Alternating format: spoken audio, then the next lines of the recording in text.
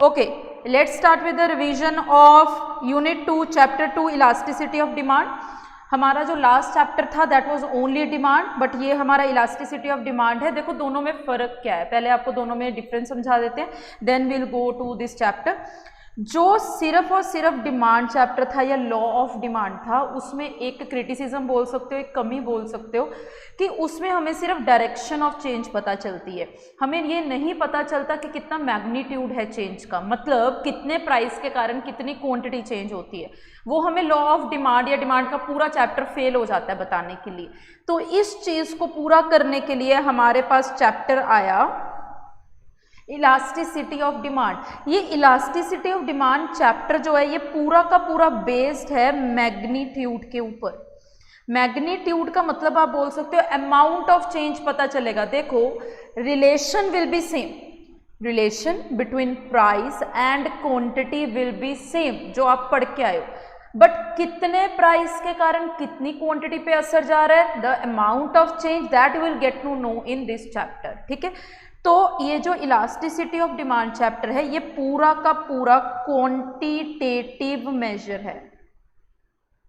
आपको याद होगा मैंने लास्ट चैप्टर में बताया था that was qualitative. Qualitative means only directions, this is quantitative, we will get to know about the quantity of change. ठीक है जी। फिर उसके बाद इलास्टिसिटी ऑफ डिमांड को अगर मैं सिंपली बताऊं तो हमें ये देखना है कि डिमांड के ऊपर या क्वांटिटी के ऊपर फ्लेक्सिबिलिटी किस किस चीज़ की है। थोड़ा सा पहले आपको मैं विदाउट नोट्स समझा दूं, ठीक है, उसके बाद हम यहाँ पे चलते हैं। देखो हमने ना लास्ट वाले चैप्टर में ये एक फंक्शन पढ़ा था px py, income, taste and preferences, okay, and government policy, okay, future expectation और बहुत सारे हमने ये चीज़ पढ़ी थी। हमने फिर इसमें क्या पढ़ा था कि प्राइस का असर क्वांटिटी के ऊपर कितना, पी वाई का असर क्वांटिटी के ऊपर कितना, वाई का असर क्वांटिटी के ऊपर कैसा, हमने ये सब पढ़ा था, आपको याद होगा। ठीक है, हमने तब सिर्फ ये बात की थी कि व्हाट वाज द डायरेक्शन, ठीक है, चेंज की क्या डायरेक्शंस है, हमने सिर्फ ये बात की थी। इस चैप्टर में हम ये बात करेंगे कि जब प्राइस हिलती है तो क्वांटिटी के ऊपर जो असर जाता है, ठीक है, वो कितना जाता है। पी वाई जब मूव करती है तो क्वांटिटी के ऊपर जो असर जाएगा वो कितना जाएगा। वाई जब हिलेगा, इनकम जब हिलेगी तो जो क्यू एक्स पे असर जाएगा वो कितना जाएगा। हमारे लिए ये रेलिवेंट नहीं है, मैंने सिर्फ ये इसलिए लिखा था कि आपको याद आए कि हमने पढ़ा क्या था। हमारे लिए ये तीन चीज़ें रेलिवेंट है। ठीक है, अगर आप प्राइस ऑफ एक्स का असर क्वांटिटी ऑफ एक्स पे देखते हो, ठीक है, मतलब ये हम फर्स्ट फॉर्म के बारे में मैं आपको बता रही हूँ, अगर आप ओन प्राइस का असर बताओगे कि कितना पड़ेगा क्वांटिटी के ऊपर तो हम उसको बोलते हैं प्राइस इलास्टिसिटी।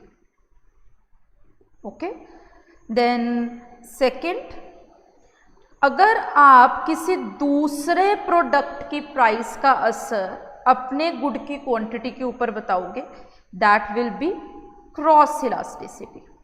क्रॉस क्यों बोला, क्योंकि किसी और की प्राइस है और क्वांटिटी किसी और की है। एंड थर्ड, अगर आप इनकम में चेंज का असर बताओगे कि क्वांटिटी के ऊपर कितना पड़ता है तो उसको हम बोलेंगे इनकम इलास्टिसिटी।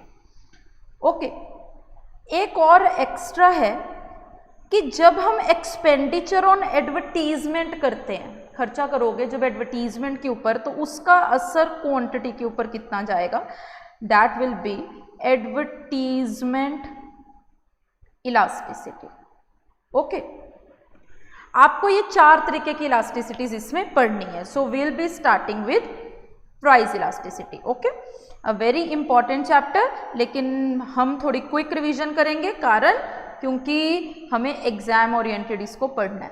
तो सबसे पहले आती है प्राइस इलास्टिसिटी, मतलब इसमें हम पी एक्स का असर देख रहे हैं क्वांटिटी ऑफ एक्स के ऊपर, कीपिंग अदर थिंग्स कांस्टेंट, वो जारी रहेगी चीज़, वो डिफर नहीं करेगी यहाँ पे। ठीक है बेटा, इसमें जो पहला टॉपिक आता है वो आता है डिग्रीज ऑफ प्राइस इलास्टिसिटी।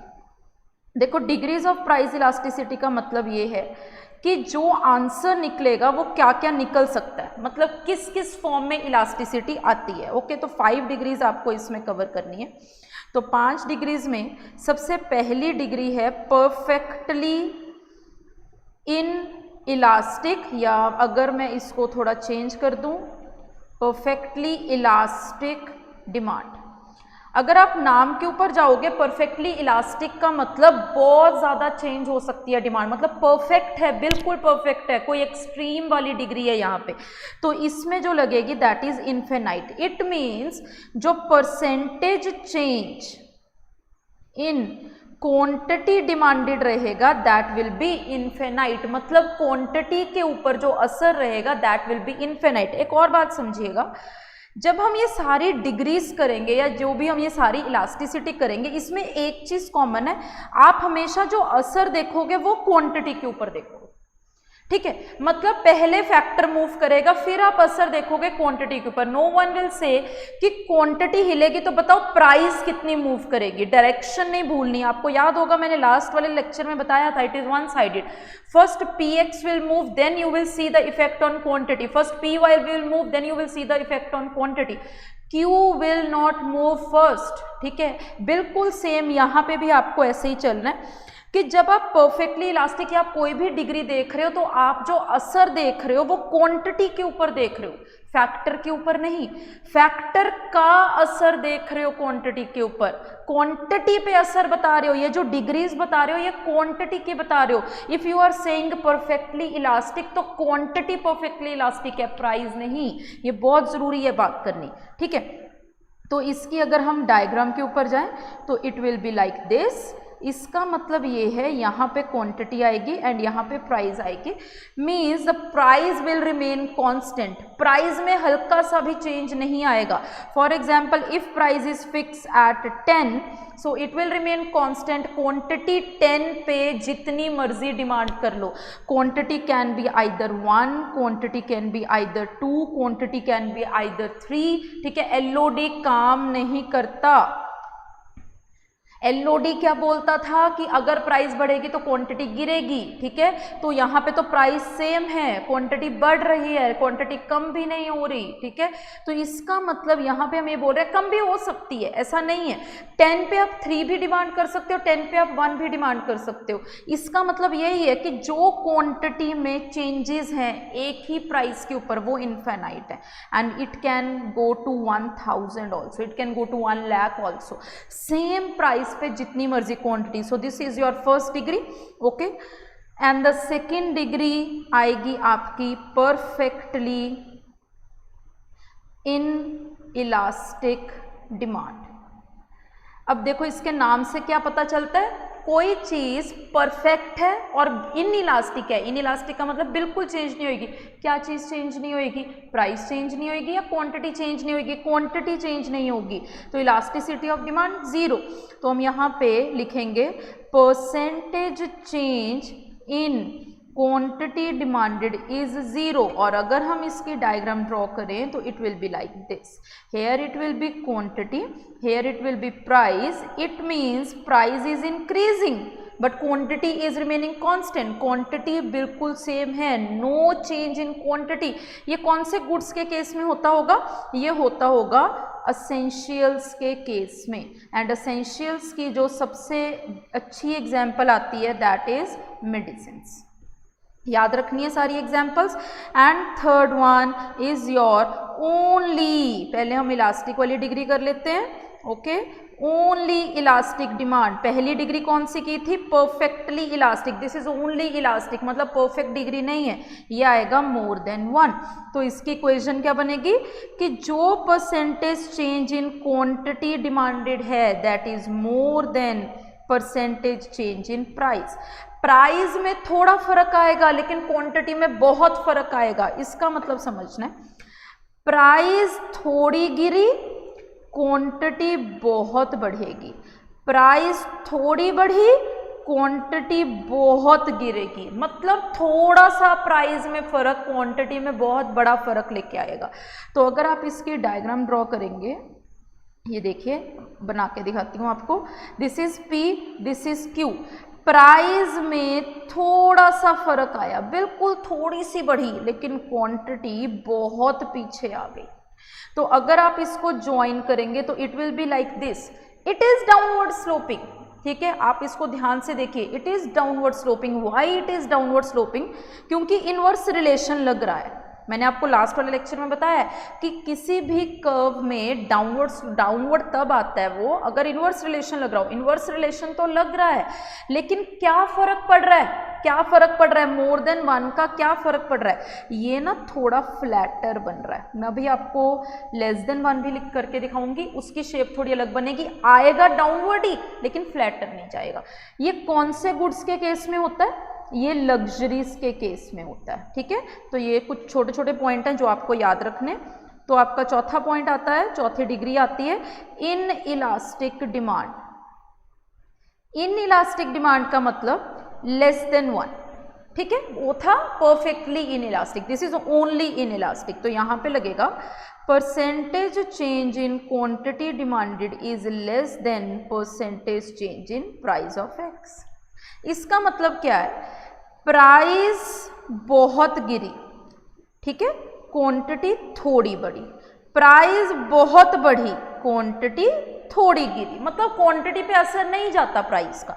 तो अगर हम इसकी डायग्राम ड्रॉ करेंगे, अगेन ये देखिए, ये P ये Q, प्राइस ना मान लो बहुत बढ़ गई, ये देखो बहुत चेंज आया, लेकिन लोगों ने क्वांटिटी ज़्यादा नहीं छोड़ी।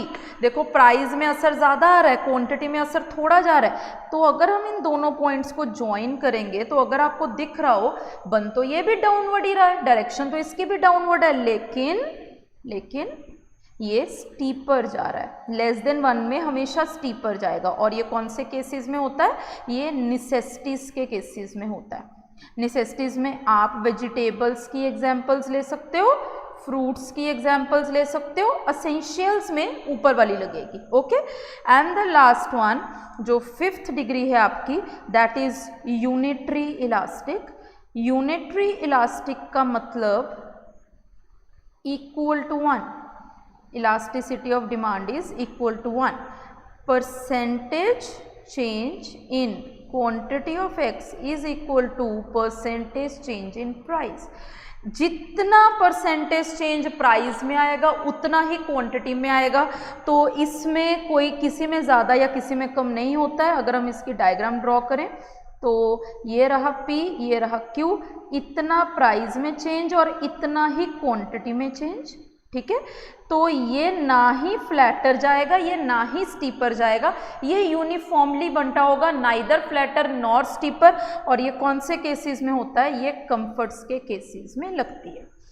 तो अगर आपने देखी तो हमने टोटल 5 डिग्रीज की। यहाँ पे अगर मैं इसकी एक छोटी सी समरी बना दूं ताकि आपको याद रहे, एक होता है इनफिनाइट, एक होता है 0, एक होता है मोर देन 1, एक होता है लेस देन 1 और एक होता है इक्वल टू 1।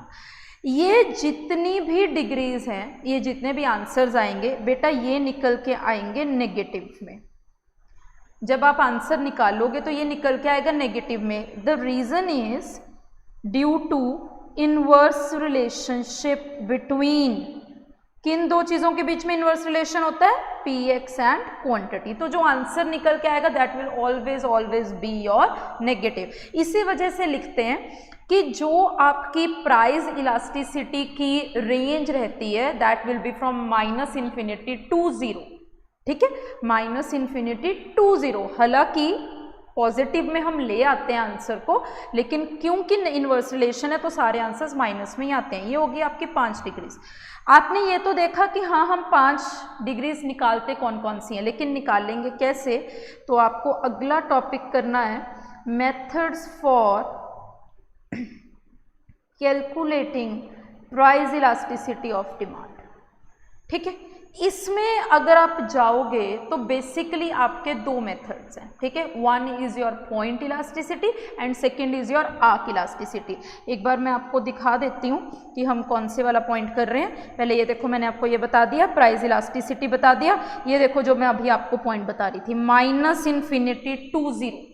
-∞ टू 0 का मतलब -∞, ठीक है, फिर -1, ओके, फिर मतलब more than 1, less than 1, 0, equal to 1, रहेगा आंसर माइनस में। ओके, तो ये रही आपकी 5 degrees perfectly elastic, inelastic, unitary, greater and less than. अब हम कौन सा कर रहे हैं, मेथड्स। इसमें एक मेथड है पॉइंट इलास्टिसिटी का, मैं सारी अभी आपको समरी बता दूंगी क्या क्या होता है। पॉइंट के अंदर आपको 2 मेथड्स करने हैं, ओके, एंड फिर आपको एक और मेथड करना है which is your arc elasticity. हम इसकी फटाफट से क्या करेंगे, ओवरव्यू ले लेते हैं सारे मेथड का कि कौन कौन सा आता है। ओके जी, चलिए।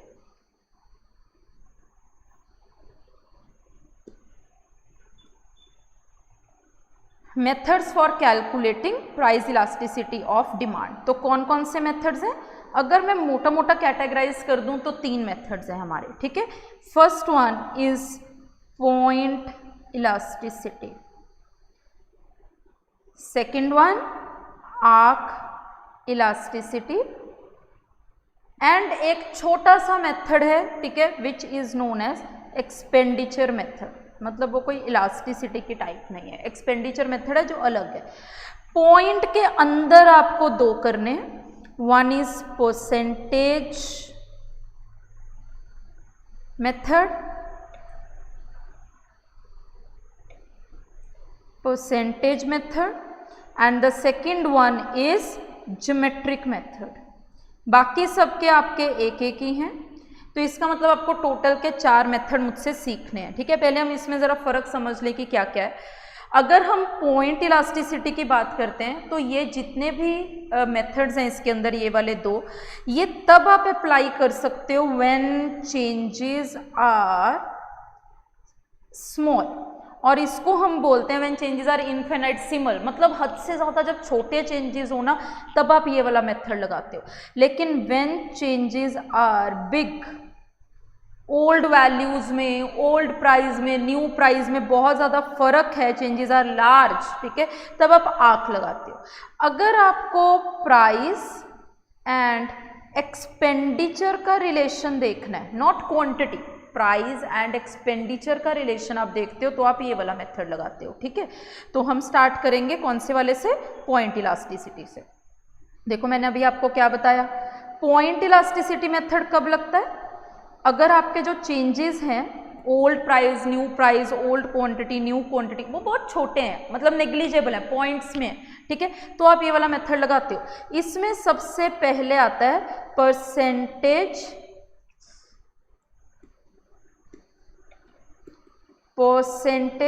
मेथड।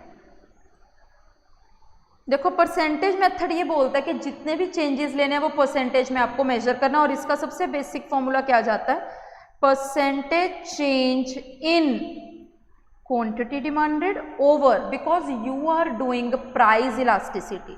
जिस भी फैक्टर का इफेक्ट आप क्वांटिटी पे देख रहे होते हो वो डिनोमिनेटर में रहता है, न्यूमिनेटर हर एक मेथड में सेम रहेगा। This is percentage change in price, ये ओरिजिनल फॉर्मूला है, लेकिन इसको ओपन अप भी किया जा सकता है। Percentage change in quantity demanded का मतलब new quantity minus old quantity divided by old quantity. Why you are taking old quantity in denominator, because new and old quantity में ज्यादा फर्क नहीं है। मैं इसकी बात कर रही हूं। नीचे क्यों लिया, कारण क्योंकि new quantity and old quantity में फर्क नहीं है, changes are very small, into 100 divided by P1 minus P over P into 100। ये ओल्ड प्राइस क्यों लिया, क्योंकि new price and old price में ज्यादा फर्क नहीं है। मैंने तो आपको बताया कि पॉइंट इलास्टिसिटी लगाते कहाँ पे। तो अगर हम इसको फॉर्मूले को और खोल दें, it will B delta Q divided by Q, 100 cut जाएगा, डेल्टा P ओवर P, और अगर इसकी रिफाइंड फॉर्म देख लें ऊपर लेके जाके तो ये कुछ ऐसा बन के निकलेगा, ठीक है। लेकिन इस पॉइंट में, इस फॉर्मूले में ध्यान क्या रखना है, ये जब आंसर निकल के आएगा this will be in negative always.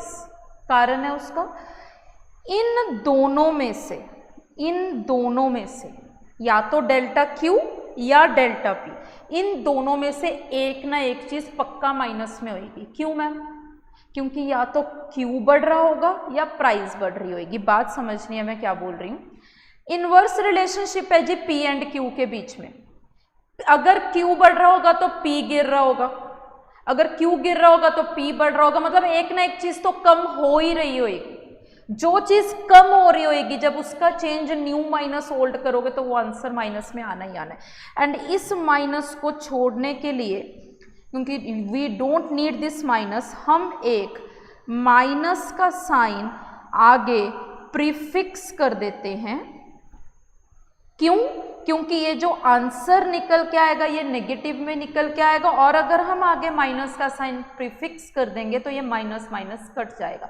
We need answer in positive. आपको ये चीज़ ध्यान रखनी है।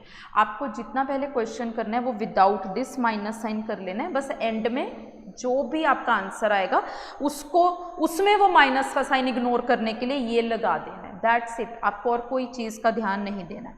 ओके जी। So this is your percentage method and the second one is your geometric method. Geometric method में आपको ये चीज़ याद रखनी है कि क्वेश्चन कैसे पूछा जाता है। ज्योमेट्रिक मेथड में वो ये ऐसे पूछते हैं कि एक स्ट्रेट लाइन डिमांड कर्व है, ठीक है, जो कि x axis and y axis को टच कर रहा है, वो पूछते ही ऐसे, ठीक है। तो उस पर किसी भी पॉइंट पे आपको इलास्टिसिटी पूछ सकते हैं। तो हम ना 5 जगह पे इसकी इलास्टिसिटी बताते हैं। Here it is infinite, here it is more than 1, here it is equal to 1, here it is less than 1, here it is 0। तो वो आपसे पूछेंगे कि एक ऐसा डिमांड कर्व जो कि x axis and y axis को टच कर रहा है, बताइए उसके मिडल में कौन सी इलास्टिसिटी है, बताइए वो जब वाई एक्सिस पे टच करता है तो कौन सी है। तो आपको ऐसे आंसर देना है। लेकिन अगर वो क्वेश्चन दे दें, वैसे इस पर जो क्वेश्चन आता है वो इसी फॉर्म में आता है, फॉर्मूले का इतना रेलिवेंस नहीं है। लेकिन अगर फॉर्मूला कुछ पूछ लें तो इसका फॉर्मूला ये है, lower segment over upper segment, ये इसका फॉर्मूला है, ठीक है।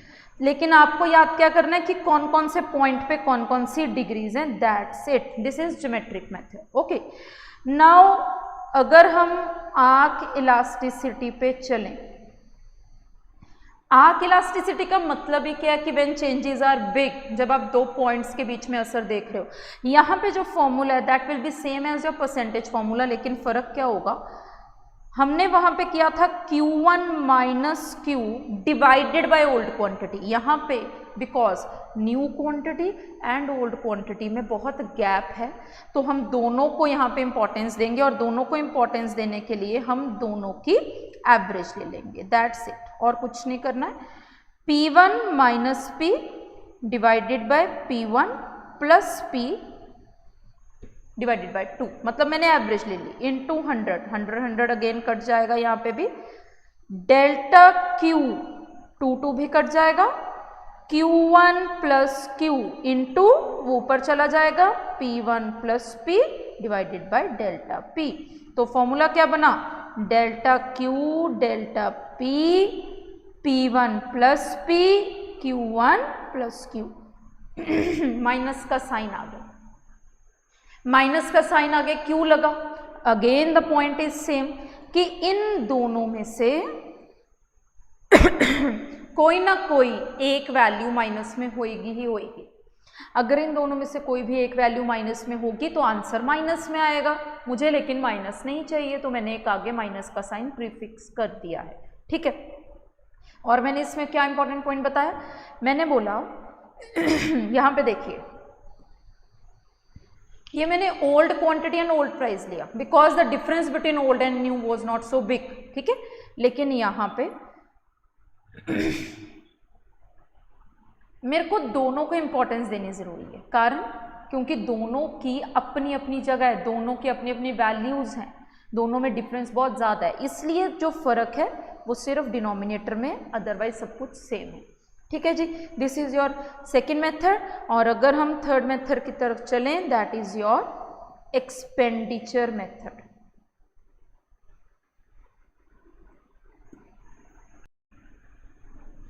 एक्सपेंडिचर मेथड में जो सबसे इंपॉर्टेंट चीज़ ध्यान रखने वाली है वो ये है कि अभी तक जो हमने पॉइंट्स किए उस सब में हम P और Q का रिलेशन देख रहे थे, लेकिन एक्सपेंडिचर मेथड में हम प्राइस एंड एक्सपेंडिचर का रिलेशन देखेंगे, ठीक है।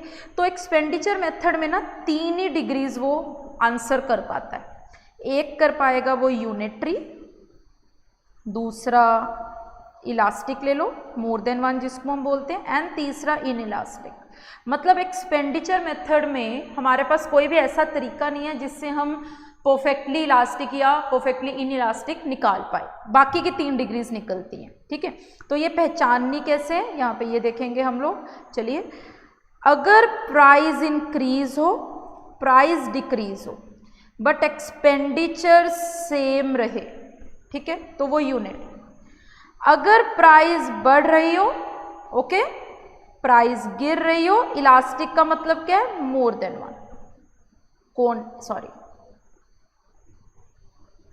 प्राइस बढ़ रहा हो, एक्सपेंडिचर गिर रहा हो, प्राइस गिर रहा हो, एक्सपेंडिचर बढ़ रहा हो, मतलब there is inverse relationship between price and expenditure, तो more than one.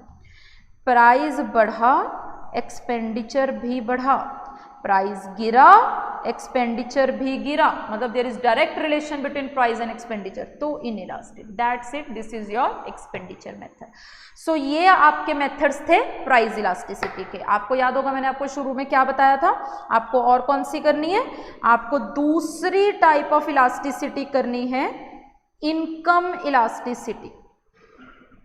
Income elasticity का मतलब आपको किसका असर देखना है, आपको ये देखना है कि अगर इनकम मूव करे तो वो क्वांटिटी पे क्या असर डालेगी, कीपिंग अदर थिंग्स कांस्टेंट। तो आपको यहाँ पे पहले ये ध्यान रखना है कि इनकम इलास्टिसिटी से 3 तरीके की इलास्टिसिटी निकल के आती है, ओके। सबसे पहले तो positive elasticity, positive income elasticity बोल सकते हो। Then second, negative income elasticity, and third, zero elasticity, ठीक है। ये 3 तरीके की इलास्टिसिटीज आपको यहाँ पे कवर करनी है, positive income elasticity, negative income elasticity, zero income elasticity, okay. Positive income elasticity का मतलब क्या है, इनकम बढ़ेगी तो क्वांटिटी भी बढ़ेगी, इनकम गिरेगी तो क्वांटिटी भी गिरेगी। मैम ये तो हमने पिछले चैप्टर में ही कर लिया था, इसमें एक एडिशन है मैं बताऊंगी, पहले एक बार सुन लो कि क्या है।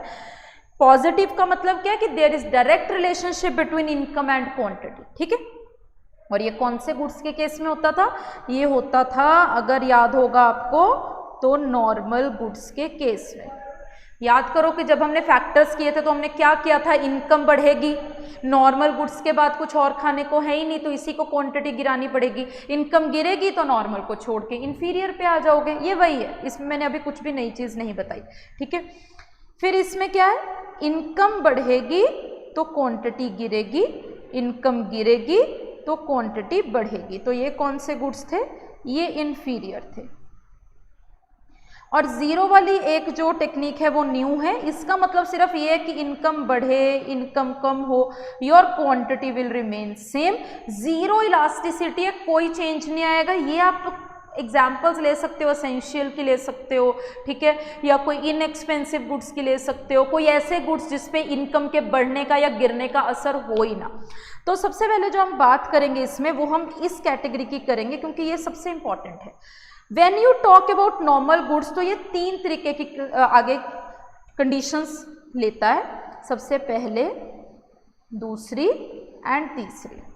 नॉर्मल गुड्स में जब हम बोलेंगे कि पॉजिटिव इनकम इलास्टिसिटी है तो ये 3 टाइप्स कौन कौन सी लेता है, it can be elastic, it can be inelastic, it can be unitary elastic. ये 3 चीजें ये ले सकता है।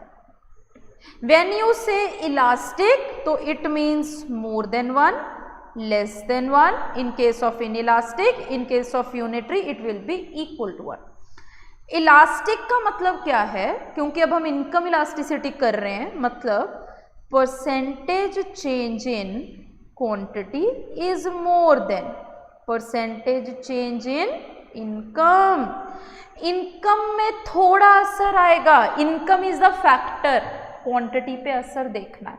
मैंने शुरू में ही आपको बताया, ये जितनी भी हम डिग्रीज करते हैं ये हम किसकी कर रहे हैं, हम क्वांटिटी की कर रहे हैं। आप यहाँ पे क्या बोलोगे, इनकम थोड़ी बढ़ी लेकिन क्वांटिटी बहुत ज़्यादा बढ़ गई, इनकम थोड़ी गिरी क्वांटिटी बहुत ज़्यादा गिर गई, इनकम का असर क्वांटिटी के ऊपर बहुत ज़्यादा।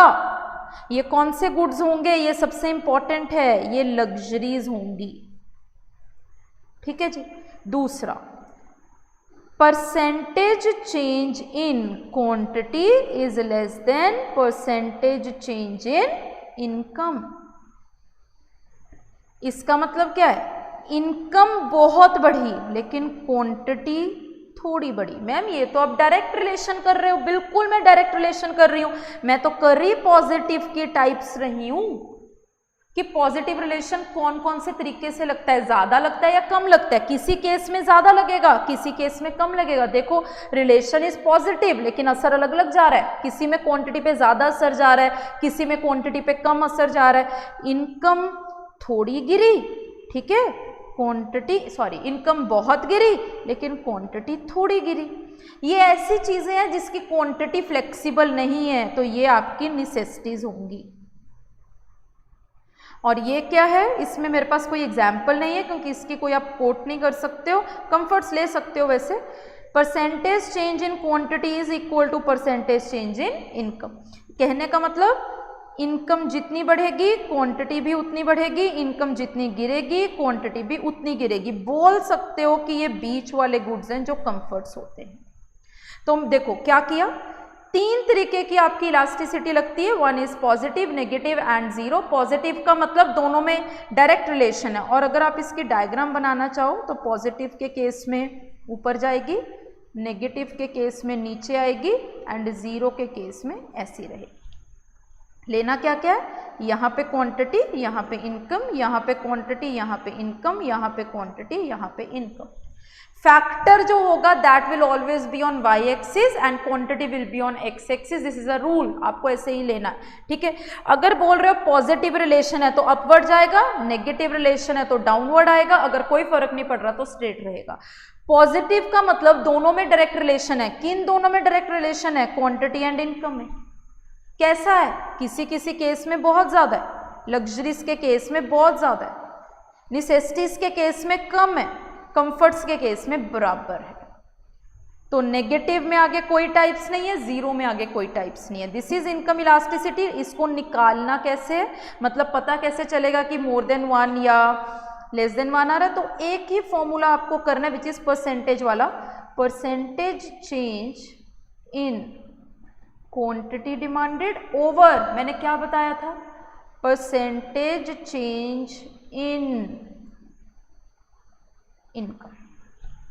जो भी फैक्टर है वो डिनोमिनेटर में चला जाएगा। आपके दिमाग में एक अगला क्वेश्चन घूम रहा होगा, मैम इसमें माइनस का साइन लगना है, पहले इसको ओपन कर देते हैं फिर देखते हैं। इसमें कोई परसेंटेज नहीं है, एक ही मेथड है, ठीक है, इसमें कोई आगे बाइफर्केशन नहीं है। तो Q1 minus Q divided by Q, Y1 minus Y divided by Y, यहाँ पे इंटू 100, यहाँ पे इंटू 100। तो अगर हम इसकी रिफाइंड फॉर्म देख लेंगे तो ये कुछ ऐसे बन जाएगी।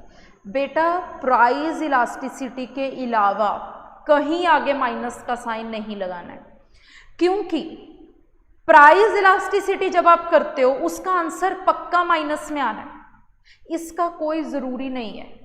अगर आपकी डिग्री या अगर आप नॉर्मल गुड्स के केस में ये वाला मेथड लगा रहे होगे तो आपका आंसर पॉजिटिव में निकल के आएगा। अगर आप ये वाला मेथड इंफीरियर में लगा रहे होगे तो नेगेटिव में निकल के आएगा। आपको क्या पता कि आप कौन से गुड्स के केस में लगा रहे हो। हमने प्राइस इलास्टिसिटी में क्यों माइनस का साइन आगे लगाया था, क्योंकि पता है कि आंसर माइनस में ही आएगा, लेकिन यहाँ में तो प्लस में भी आ सकता है। ये देखो यहाँ तो प्लस में भी आ सकता है आंसर, यहाँ माइनस में भी आ सकता है आंसर। आप श्योर नहीं हो कि आंसर हमेशा माइनस में ही आएगा, बल्कि आपको पता चलेगा अगर इसका आंसर पॉजिटिव में आता है तो आप बताओगे कि भाई ये नॉर्मल गुड्स हैं। अगर इसका आंसर माइनस में आता है तो आप बताओगे कि ये इंफीरियर है, और अगर इसका आंसर जीरो आता है तो आप बोलोगे कि जीरो इलास्टिसिटी है। आप इसमें आगे माइनस का साइन नहीं लगाओगे। We need minus sign because we want to know what type of goods we are doing. अगर माइनस का आंसर आएगा तो वी कैन कमेंट कि हम इंफीरियर की बात कर रहे हैं। प्राइस में हमेशा माइनस में आना था भाई, उसको हम पॉजिटिव में कन्वर्ट करते थे। यहाँ पे कोई ज़रूरी नहीं है कि माइनस में आंसर आएगा। So that's it for your income elasticity. Third type of income आपकी इलास्टिसिटी है क्रॉस इलास्टिसिटी। अब क्रॉस इलास्टिसिटी में आपको क्या करना है, आप किसी और गुड की प्राइस का असर अपने गुड की क्वांटिटी पे देख रहे हैं। अगेन देखो असर तो क्वांटिटी पे ही जा रहा है, ठीक है। तो इसकी भी हम 3 टाइप्स करते हैं। One is positive cross elasticity, one is negative cross elasticity. इसकी कोई आगे डिग्री नहीं है, इसमें उतना ही है जितना हम पिछले चैप्टर में करके आए हैं। एक आता है 0। पॉजिटिव क्रॉस इलास्टिसिटी का मतलब है पी वाई बढ़ेगा तो क्वांटिटी बढ़ेगी, किसी दूसरे गुड की प्राइस गिरेगी तो हमारे गुड की क्वांटिटी गिरेगी। ये कौन से गुड्स हैं पूछो तो जाने, दिस इज सब्स्टिट्यूट। याद होगा सब्स्टिट्यूट के केस में पॉजिटिव निकलता था। नेगेटिव के केस में क्या होता है, पी वाई बढ़ेगा, दूसरे गुड की प्राइस बढ़ेगी, हमारे गुड की क्वांटिटी गिरेगी। कार एंड डीजल, ठीक है। पी वाई गिरेगा, पेट्रोल सस्ता हो गया तो गाड़ियां ज्यादा बिकेंगी। ये कौन से गुड्स हैं, ये कॉम्प्लीमेंट्री हैं, ठीक है। 0 का मतलब क्या है, पी वाई बढ़ा, पी वाई गिरा, क्यू एक्स सेम, कोई असर नहीं। ये कौन से गुड्स हैं, ये अनरिलेटेड गुड्स हैं। अनरिलेटेड गुड्स का मतलब एक्स और वाई आपस में रिलेशन ही नहीं है। अब इसकी एग्जांपल बताती हूँ, शूज एंड बुक्स। अब मैं बोलूँ, मान लो ये एक्स है और ये वाई है। शूज बुक्स की प्राइस बढ़ गई, बताओ शूज की डिमांड पे क्या असर, नहीं आएगा ना। These are unrelated goods, okay. तो अगर हम इसकी डायग्राम बना दें,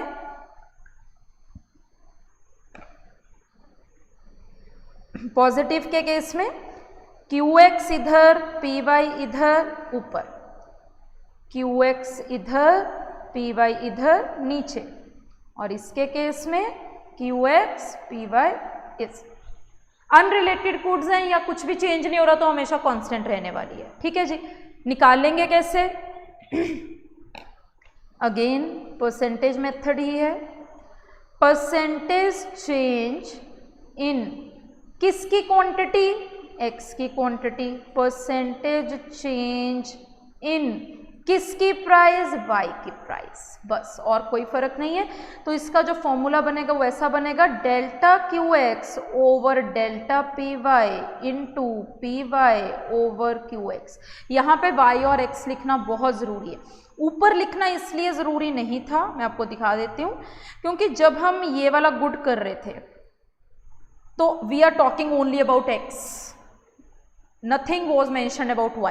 Similarly in your price elasticity only one good was considered. Cross elasticity में 2 गुड्स आते हैं, ठीक है। तो अगर 2 गुड्स आएंगे तो ऑब्वियसली आपको मेथड में स्पेसिफाई करना पड़ेगा कि किसकी क्वांटिटी एंड किसका प्राइस। अगेन मैम दिमाग में क्वेश्चन आ रहा है, इसके आगे माइनस का साइन लगाना है ना, नहीं लगाना। इसका आंसर अगर पॉजिटिव निकल के आएगा तो आप बोलोगे कि भाई ये सब्स्टिट्यूट गुड्स है। इसका आंसर अगर माइनस में निकल के आएगा तो आप बोलोगे कि भाई ये कॉम्प्लीमेंट्री गुड्स हैं। और इसका आंसर अगर 0 निकल के आएगा तो आप बताओगे कि ये अनरिलेटेड गुड्स है। हमें चाहिए प्लस माइनस, हम नहीं लगाएंगे माइनस का साइन यहाँ पे, ठीक है जी। And the last elasticity is कौन सी आएगी, एडवर्टीजमेंट इलास्टिसिटी।